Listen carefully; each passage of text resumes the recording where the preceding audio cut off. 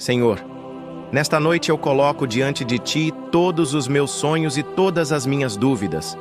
Confesso que às vezes o coração cansa, as forças falham e parece que nada está mudando.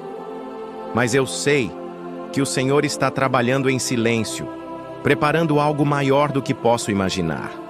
Me ajuda a esperar com paciência, a confiar nos Teus tempos e a não desistir mesmo quando tudo parece difícil. Renova minha fé, Senhor. Aumenta minha esperança. Me lembra que o Senhor tem planos de paz para mim e que a minha história ainda está nas Tuas mãos.